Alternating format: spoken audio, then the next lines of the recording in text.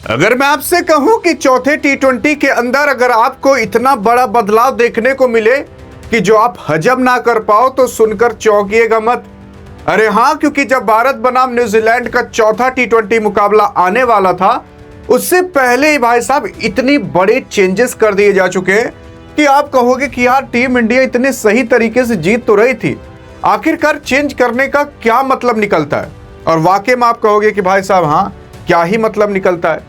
आप देखने की कोशिश करोगे तो भारत सीरीज ये जीत चुकी है, क्योंकि 5 मुकाबलों की सीरीज थी, 3 मुकाबले लगातार जीत ली है, वो भी इतने धमाकेदार तरीके से जीती भाई साहब। कभी 209 रन चेस कर ली, कभी 238 मारी, तो कभी 10 ओवर में ही जीत ली।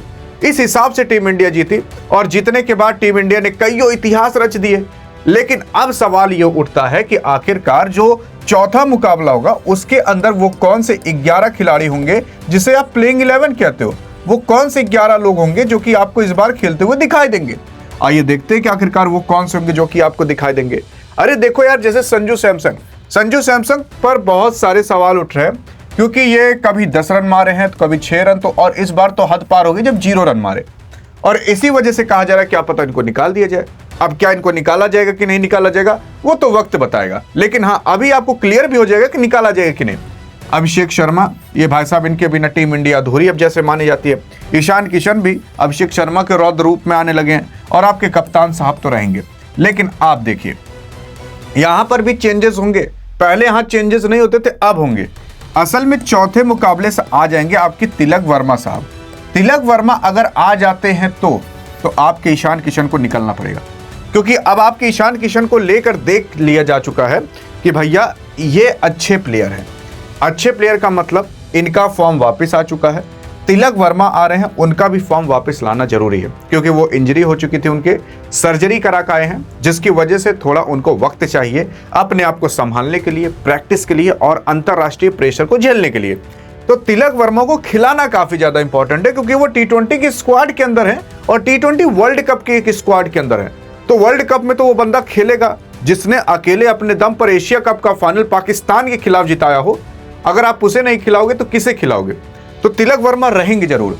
तो अब आप ये भी देख लीजिए निकाला किसे जाए। अभिषेक शर्मा को नहीं निकाल सकते, ये तो भाई साहब कप्तान ही है। ईशान किशन भी अपने मार चुके हैं, संजू सैमसन वही बाकी हैं। अब तिलक वर्मा को तो आप ओपनिंग करा नहीं सकते। तो यहाँ पर 2 चांसेस हो सकते हैं, या तो ईशान किशन को निकाल कर डायरेक्ट तिलक वर्मा को लिया जाए, या फिर संजू सैमसन को निकालकर ईशान किशन को संजू सैमसन की जगह खिला दिया जाए, और तब ये वाली पोजीशन तीसरे नंबर वाली खाली हो जाएगी, तो यहाँ तिलक वर्मा को एडजस्ट कर दिया जाएगा। ये 2 चीज हो सकती है। क्या हो सकता है? पहली चीज क्या पता इन्हें डायरेक्टली निकालकर तिलक वर्मा को खिला दिया जाए, या फिर इन्हें संजू सैमसन की जगह खिला दिया जाए, संजू सैमसन को निकालकर। अब आपका होगी विकेट कीपिंग कौन करेगा? अरे यार, ईशान किशन विकेट कीपिंग भी कर लेते हैं, और पहले मुंबई इंडियंस में थे, हैदराबाद में है, तो आईपीएल में विकेट कीपिंग यही करते हैं, और बहुत पहले भी टीम इंडिया के लिए कीपिंग कर चुके हैं, तो ये विकेट कीपिंग भी कर सकते हैं। तो अगर ये कर दिया जाएगा तो ज़्यादा ठीक हो सकता है, क्योंकि तब इनका देख लिया जाएगा कि विकेट कीपिंग कर सकते हैं कि नहीं।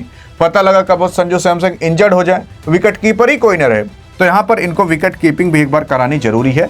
और अगर एक बार ओपनिंग कर लेंगे, चलो मान लेते हैं भारत हार भी जाएगा, तब भी कोई फर्क नहीं पड़ेगा, क्योंकि सीरीज जीत चुकी है। अगर ये ओपनिंग पर भी जाकर खेल लेते हैं तो ये पता चल जाएगा भाई साहब टीम इंडिया के पास एक और ओपनर मिल चुकी है, और एक और ओपनिंग जोड़ी मिल चुकी है, और तिलक वर्मा फिर तीसरे नंबर पर खिला दिया जाएगा। ये 2 चीजें हो सकती हैं।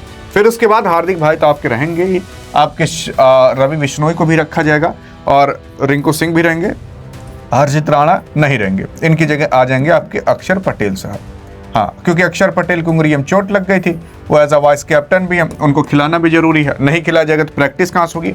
हर्षित राणा थोड़ा बहुत मुकाबला खेल चुके हैं, जिसकी वजह से इनका भी फॉर्म थोड़ा अच्छा खासा आ चुका है, तो अक्षर पटेल को भी खिलाना जरूरी है। अब वो 2 जगह आ सकते हैं, एक तो आपके रिंकू सिंह की जगह आ सकते हैं, या फिर आपके हर्षित राणा की जगह आ सकते हैं। 2 लोगों की जगह आपके अक्षर पटेल को एडजस्ट किया जाएगा। फिर उसके बाद आपके रवि बिश्नोई साहब तो रहेंगे ही, और फिर इधर आप देखोगे तो आपके कुलदीप यादव और जसप्रीत बुमराह। लेकिन अगर पीछे देखें तो यहाँ पर रवि बिश्नोई 2 बार आ चुके हैं, तो रवि बिश्नोई यहाँ पर तो नहीं, यहाँ पर कंफर्म रहेंगे। लेकिन अगर आप इधर देखने की बात करें, रवि बिश्नोई की जगह वही शिवम दुबे को ही खिलाया जाएगा। देखो यहाँ पर 2 चीजें हो सकती हैं, या तो शिवम दुबे को निकालकर अक्षय पटेल को लाया जाएगा, या तो हर्षित राणा को निकालकर अक्षय पटेल को लाया जाएगा। लेकिन मैं आपको बता देना चाहता हूँ क्या 90% केस में होगा। 90% केस में यही हो सकता है कि आप पता हर्षित राणा को बैठाकर अक्षय पटेल को लाया जाए, क्योंकि यहाँ पर अगर आप ये देख रहे हो कि ये सोचो कि भाई ये जो खराब कर रहे हैं परफॉर्मेंस उनको निकाला जाएगा, तो उन्हें नहीं निकाला जाएगा। इसलिए नहीं निकाला जाएगा ताकि उनकी फॉर्म वापस आ सके, इसलिए खिलाया जाएगा। क्योंकि T20 वर्ल्ड कप भाई साहब आ चुका है, और अगर उनका फॉर्म वापस नहीं आता, जिनका फॉर्म नहीं है जैसे संजू सैमसन का, तो T20 वर्ल्ड कप हम जा क्या करेंगे। इसी वजह से इधर जितने मुकाबले खिला दिए जाएंगे उतने ज्यादा चांस रहेंगे कि इनका फॉर्म वापस आ सकता है।